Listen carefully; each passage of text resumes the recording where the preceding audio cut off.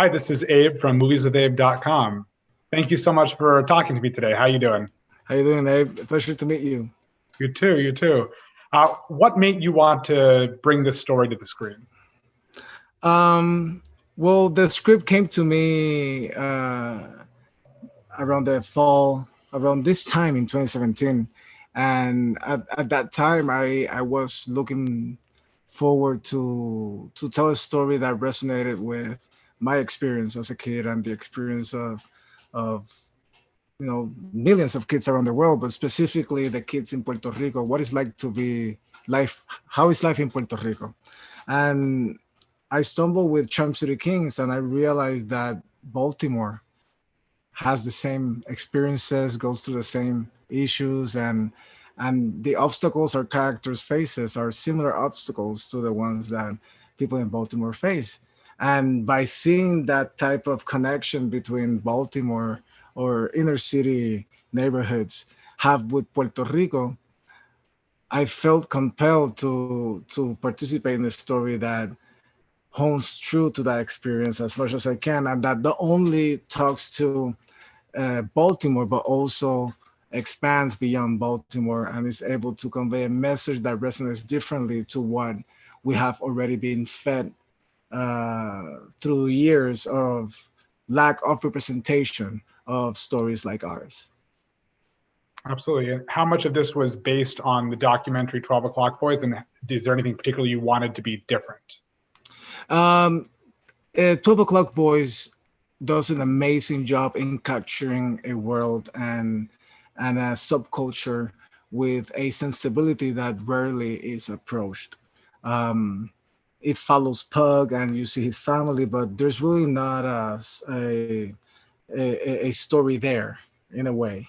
And that was where the producers, Caleb and Clarence, came into action. And when they started developing the story, they started using the journey of Pug as a starting point and then create his own story. And the version that you see on the screen now is is an evolution from the original version that Barry Jenkins created. And Sherman Payne did a really good job into bringing his own voice and his own experiences to paper and adding a little bit more of the banter and the energy to an otherwise already structured story that Barry had developed.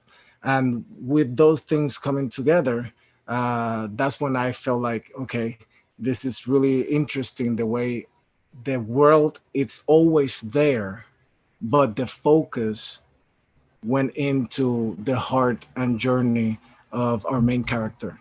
And that's the part that we really cling into, we hold on to. He was our anchor. He is our anchor during the whole movie.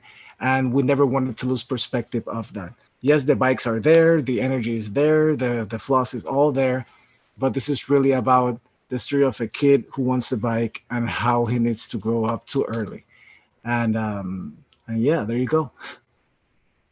I know that the film premiered at Sundance in January and was supposed to be released theatrically back in April and is Yeah. now debuting instead on HBO Max later this week. Are you disappointed by that, or do you think more people will have the chance to see it? What's your take? It's one of like those five stages of grief in a way. Um, at first, I was heartbroken. You always grow up dreaming with that day that you show a film in 1,500 screens all over the U.S. But given the unprecedented times and circumstances, I couldn't be happier that it went to HBO Max. I think they have done an excellent job in within their appreciation of the film. I think their heart is in the right place and their energy is actually being put into practice. I've been very impressed with their marketing team and how they see the movie the same way that we do. And and being able to, getting an understanding of the reach is gonna have now, not only in the US, but people in Puerto Rico can see the film also. And I'm like, people all over the world who have HBO Max can see it. I'm like, okay, then this is gonna cause the impact we hope it causes in a more personal level like viewers at home, after they see it, they can actually sit down and have the conversations about the themes that the movie touches and what can we do as members of society to create a better world for the people that come behind us. So at the end of the day, I feel like we had what happened with coronavirus, as tragic as it is, um, we were able to take advantage of that situation and not lose an opportunity of causing a great impact.